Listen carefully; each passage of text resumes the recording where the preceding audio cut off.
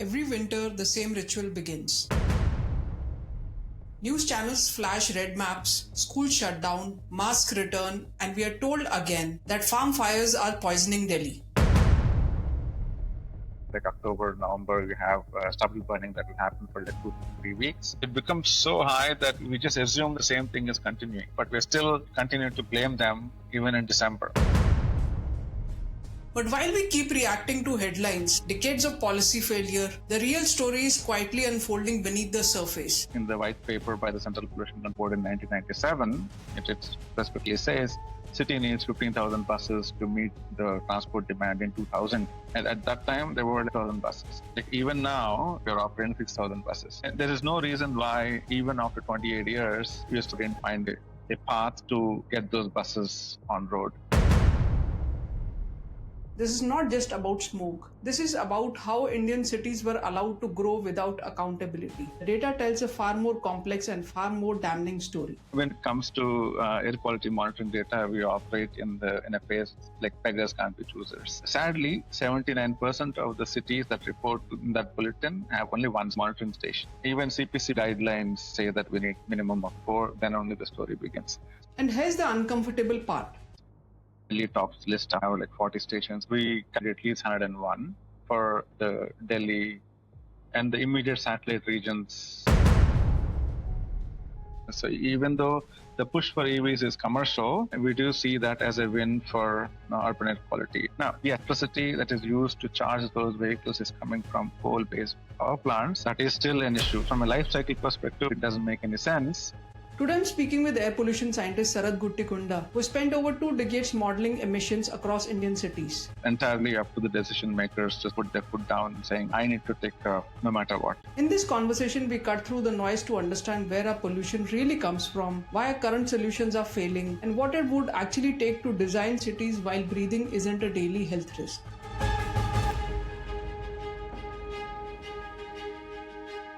Hi Sarath. Welcome to the Human City podcast. It's such a pleasure to have you here.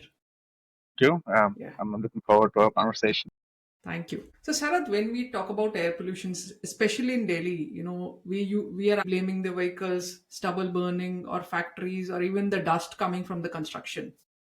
But as someone who's modeled emissions, across Indian cities for years, what does the actual data really say? Where does most of our pollution really come from, especially in Delhi? Okay, the list that you mentioned is very common. Whichever city you go to, you will see the same 5 major things that will pop up in our pie. That's basically your vehicle exhaust, emissions from industrial chimneys, waste burning, then we have dust.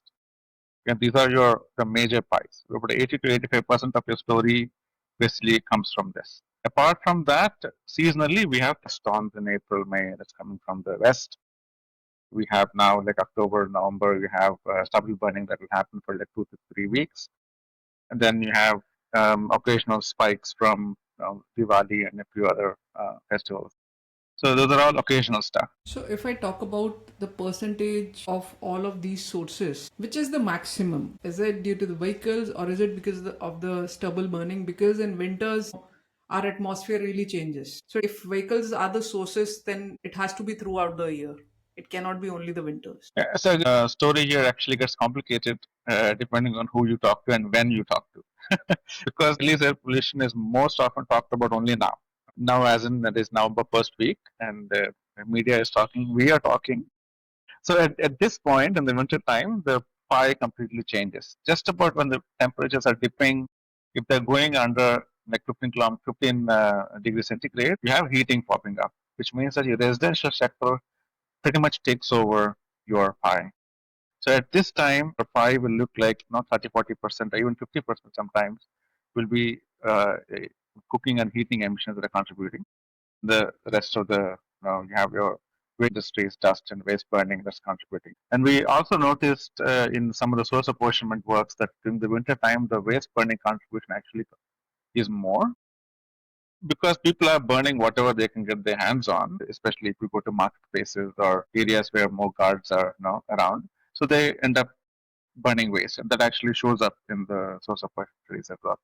So wintertime, generally your residential sector and the waste burning dominate the picture. But from an annual perspective, which is the policy language. We can't do stuff only for winter time or summertime. We have to do it for long-term purpose. Hence, on an annual basis, we want to do something all the time. Then your major contributors do come as the usual suspects. Again, the percentages wise, we did a review of all the studies in Delhi in the last 30 years. So if you take a little bit of uncertainty into consideration, then I can say vehicle exhaust is always a problem. But what we summarized in our review is that the transport, residential sector, industries, all of them are major, and they can be any given time up to 30%, sometimes lower, sometimes higher. So those are your three big players. The dust can be up to 20%. I mean, that's the maximum that we have seen in a lot of the studies. And I'm talking primarily about PM 2.5 only. I'm not talking about PM 10. The whole story kind of changes. And then you have waste burning. We've seen maximum going up to 15% in depending on where you looked at. And then you have the last one is the Okay, now other thing I wanted to understand was that if you basically overlay air pollution map to a city map, what is the pattern you're basically getting out of it? generally speaking, you have very highs in the center, and then as you go outwards in the air shed, those numbers kind of keep dissipating. That's a normal expected spatial pattern. And if you want to be very specific, now we have this new resource called Urban Built Up Area from the European Space Agencies. They give you a very nice map of over the years how the urban built up area has changed.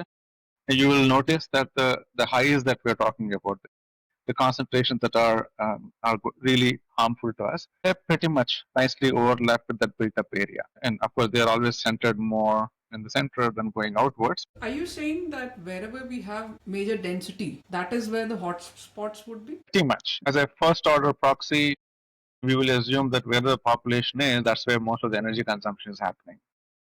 Wherever your industrial clusters are, that's where again the population is not very far, right? And the population density and the urban density, they do overlap very nicely with commercial activity density, and that is also again a proxy for our energy intensity. So what we are seeing is that overlap. So that is our proxy for saying energy intensity. And in the air pollution world, anything that burns gives you emissions, and those emissions are turning into pollution.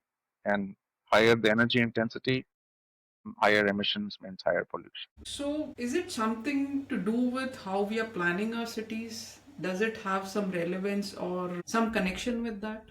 Definitely, I think urban planning is central to a lot of our emissions problems as well. As simple as let's take waste management sector. If we say it's one of the big components of an urban plan. If you have 20 million people, you want to make sure that whatever waste that they are generating is taken care of. That's a core urban planning problem. And if that's not been accounted for in the plan, then half of it is going to be left out, and eventually nobody's picking up. It's going to get burnt. So that will be part of the emissions. It's the same thing with the transportation sector as well. The public transportation providing walking and cycling infrastructure, that's part of the urban plan. We can move a cluster of inhabitants to a satellite area, but if you don't provide the opportunity for them to move for recreation or work or school or whatever, that group is going to rely on personal mode of transport, and that will contribute to emissions and pollution. Definitely, urban planning becomes a very central part of air quality management. So, you mentioned we get the hotspots majorly in the core of the city because of the density and also the built up area. If today I talk about CP, it has a great metro network buses and public transport is fairly better, in Delhi, what we see. But we have been talking about this for more than 2 decades, air pollution, and we know the sources, but still, what is the thing which is really resisting to bring the change? Something is happening, but not enough. When the public transportation bit, there are buses, and the areas are actually supported by public transportation than the others, but that's still not enough. In the white paper by the Central Pollution Control Board in 1997, it specifically says city needs 15,000 buses to meet the transport demand in 2000. And at that time, there were 1,000 buses. Like even now, a policy document still says we need 15,000 buses, and like you're operating 6,000 buses. And there is no reason why, even after 28 years, you're still saying the same thing, and then somehow didn't find a reason or a a path to get those buses on road. Okay. Right now, there is no last mile connectivity, safety reasons, and the punctuality of the buses running in. They've always been the main reasons why public transportation has not been taken up. And if that number of buses were higher, that picture will hopefully change. We're not aggressively promoting enough. We're basically providing a lip service. So the Commonwealth Games came, buses improved, but they're not the number. Now in the EV phase, again, buses are improving. So we're getting zero emission buses on the road, but number is still the same. So demand is very high, but the supply to support that demand is not so much. I think if that changes, you will have a big change in the emissions that are there on the road. Same thing with the waste sector as well. We operated 3 landfills at that time, and we're still operating the same 3 landfills now when the population has more than doubled. The same capacity management. But where will the waste go? It will get burnt eventually, right? So, but there are groups which are working in small hotspots where we will find pockets where waste is managed well. But that's still very small. We need a holistic, should be happening across the airshed, I mean, not just in Delhi, but all satellite areas. I'll come to the EVs later. I really want to first focus on the data. How reliable is our current air quality data? Because half of the country doesn't even have monitoring stations. We are dependent on that AQI index. So, how do you build an accurate picture from incomplete data? When it comes to air quality monitoring data, we operate in a phase like beggars can't be choosers. So we did a quick summary of all the information that's there in the air quality index bulletins from CPC. Sadly, 79% of the cities that report in that bulletin have only one station. That's in any mathematical world, it's not a good thing. The only, even CPC guidelines say that we need minimum of 4, then only the story begins. That's only 15 cities right now. Mathematically, it's not representative both spatially and temporally. About 5 cities have 10 plus stations. Delhi tops list have like 40 stations, and they've been reporting with those stations quite regularly, which is great. So that's why from Delhi there is enough data which we can mathematically represent and then build some stories on it. But same doesn't translate to other cities. When this gap exists in the monitoring data, the only other way is the modeling data, and that's not easy. That's not cheap. The servers and the computational space, the manpower, person power required. That's just a different chart. I'll only mention about one gap. I hope that gets addressed in the coming years is the inventory, the emissions inventory. Groups build their own inventories, including us. We build our own inventories, but it's not official. So if you go to EU, there is an official inventory for the entire Europe that everybody uses. The 10 groups working on it, they use one inventory. So the baseline is the same. If you go to US EPA publishes an official emissions inventory for the entire country. So we don't have that baseline. So an official baseline when it comes to inventory work. So that's the again a big gap in the modeling world. So there are problems, but the positive story is monitoring data is increasing the volume, and the modeling groups are also increasing. Let's hope that there is some level of consolidation and promotion. You mentioned that Delhi has around 40 monitoring stations, which is great. But again, Delhi is not Delhi. It's Noida, it's Gurgaon, it's Ghaziabad. So, when looking at the whole NCR region, how many stations do we really require for the whole NCR? Just by using CPCB's thumb rules, we calculated that we need at least 101 for the Delhi and the immediate satellite regions airshed. I'm not talking about entire NCR, but the immediate vicinity. About if you draw a 100 by 100 kilometer box around Delhi, so you need that much. Automatically. Now, you mentioned that we don't have inventory and you're producing your own data, you're doing modeling. But again, what is the biggest misconception about pollution data that frustrates you as a scientist? As a scientist, my biggest fight is always finding monitoring data that I can use to validate my modeling results. So when we say emissions inventory, it's just multiplying three numbers. And now anybody can multiply three numbers. Whether it's accurate or not, only way to show it is if I validate it through a model and comparing it with a very nice set of monitoring data. If that step doesn't happen, even I am not confident. That's what frustrates. Also, yeah, coming back to the urban planning problem, which is Okay. somehow relatable to the air pollution. If we design cities differently, what kind of emission reduction could data actually predict? There will be tremendous differences, and it can be modeled.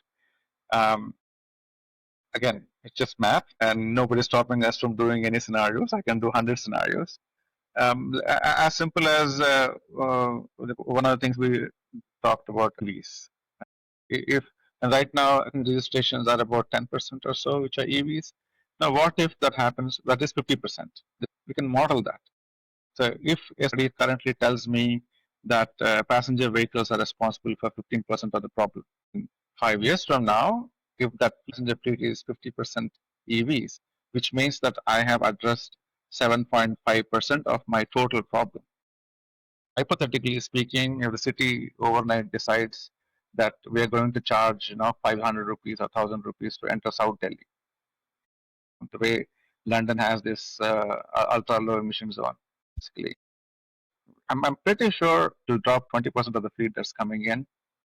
Same thing with the heating as well. Right now in the winter time, all the heating needs are supplemented with either electricity or something else. When we will see a 20-30% drop roll in the winter, I mean, that's huge. Okay, but we have to make it happen. From a data perspective, we can model all these things. Sometimes it's only 1%, sometimes it's 10%, depending on the size of the intervention. Even that 1% is a Now, coming to the EV, India is betting big on electric vehicle as a solution. But when the electricity still comes from coal, does the math really add up? I would like to take this from a two-step process. When we are talking about urban air quality, and when a diesel or a petrol car is replaced with EV, that vehicle exhaust, which is contributing to my immediate exposure assessments, that's gone. That's a big win. Now, the electricity that is used to charge those vehicles is coming from coal-based power plants. That is still an issue. From a life cycle perspective, probably it doesn't make any sense, but from an air quality perspective, it still makes sense.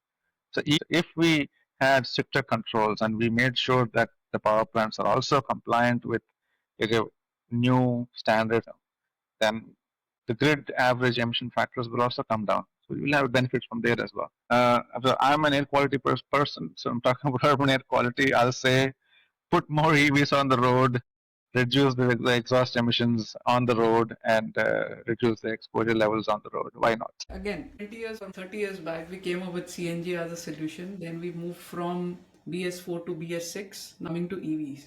Yeah. But 30 years back, also, we were talking about that public transport and active mobility is Yeah. the solution for this. Absolutely. So, why do we keep shifting only to technology and not really looking at the real solution when we have money? Yeah. Fundamentally speaking, we have the vehicle exhaust emissions calculated using three numbers: number of vehicles, vehicle kilometers traveled, and emission factor. The technology is dropping that emission factor number.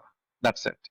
But we are not taking care of the number of vehicles. The vehicle usage is increasing all the time. Now, I think we are exhausting that emission factor benefits. So that's why we don't see any benefits, because the number of vehicles are increasing, usage is increasing. That's not going anywhere.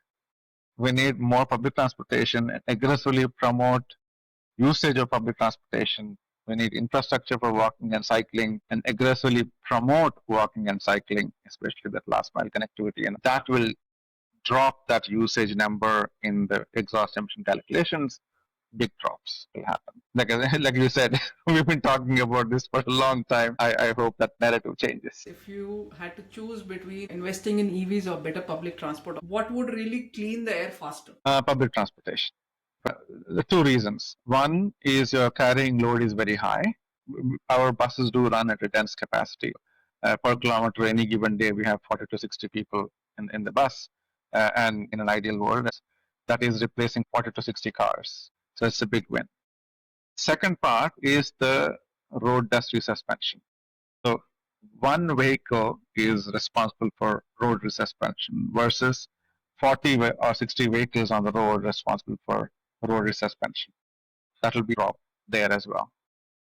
Any given time, your public transportation run ideally at a full capacity, you will have bigger benefits than having EVs. And now it's entirely up to the decision makers to put their foot down, saying, I need to take care of vehicle exhaust, or I need to take care of all the waste, no matter what. So it's a top-down decision at this point. Data is there, stories are there. We know all the problems that exist in each of these sectors.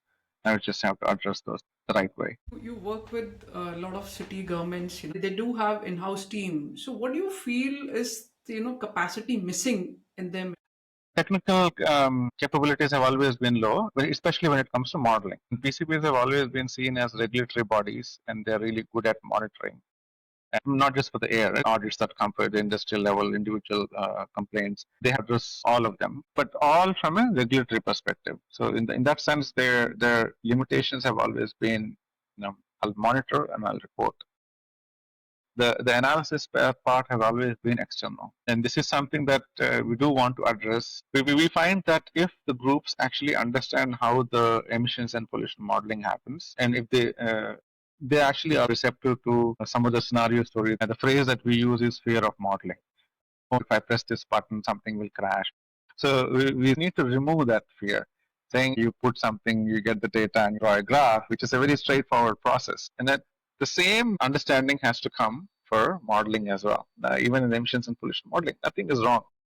That fear of modeling has to be removed in the public body scientists as well. Then I think we'll have a lot more reception for data that's not coming from monitoring stations. I forgot to really ask about the farm fires. Is farm fire really the culprit here? And if it is the culprit, then what is the real solution to it? The problem is only for 2-3 weeks at the beginning of the winter. So it becomes so high that we just assume that the same thing is continuing. But the farmers have started the fire, they put the fires off the next day, and they are putting water and cultivating. They've gone on to the next cycle already, but we're still continuing to blame them even in December. It's gone. So it is a problem for those 2-3 weeks that has to stop. And when we have interacted with some farmers in the past, and there are some farmers who don't burn. They say that we can actually mulch the whole thing back into the soil. Okay, I can't do it in one day. It takes like 2-3 days. But if I am patient, it can happen. But then farmers are also looking at a very short window and they're in a hurry. So this is their only choice. So technologies are there. Technologies can support. You've been advocating for data for so long, and cities are now trying to create data for air quality. But do you think that data itself can create empathy by helping citizens and policymakers see what they often ignore, or do we really need some kind of movement when it comes to the air pollution in cities? See, having information in place makes us more confident. And if that data is coming from a reliable network, our confidence levels in telling a story also increase that much more. Again, more confidence we have in what we are seeing, more empathy we will have for whatever problems it brings. And then hopefully that will give us some bottom up push to take some action, both from a personal perspective or ask for change because we know that some change has to happen, so it has to change. So, in that perspective, I think having data really helps. And what gives you hope that India can still clean its air, not through politics but through science and design? I am optimistic mainly because there have always been some wins here and there. One thing we talked about already 2-3 times is EVs. So even though the push for EVs is commercial, we do see that as a win for urban air quality. And hopefully, if that pie of registrations move towards EV, then we will see some change in the and the air quality numbers as well. The same thing with the residential sector as well, with the LPG connections. I mean, a good chunk of families have moved away from conventional biomass and coal usage to LPG. That's a good thing. But we can see that as a co-benefit from for air quality in the long run. And the same thing with the renewables as well. So earlier it was only grid connected electricity that was supporting all the needs. Now we are also seeing a good amount of off-grid renewables like solar, especially solar, and also grid-connected household solars. Those are also increasing quite a bit, not only in the main city but also in the tier 2 and tier 3 cities. So we see that as a win. So all these small things really actually add up eventually. So tell me one major change you would like to for the government to act upon, which can basically reduce air pollution a lot in the next 5 to 10 years. The choice is given and asked for two. Aggressively promoting public transportation, walking and cycling, and then waste management, because both of them are under local jurisdiction. I mean, it doesn't have to come from the center. Both of them are belong to the to cities' responsibility, so they can do it. So thank you, Sarath. I guess what I can take from you is that cities don't fail overnight. They fail Yeah. quietly, one missed measurement, one ignored signal at a time. But maybe the air we breathe can become the mirror that finally makes us act. So thank you so much, Sarath, for giving us time, because I feel it's very important for this discussion to reach to normal public.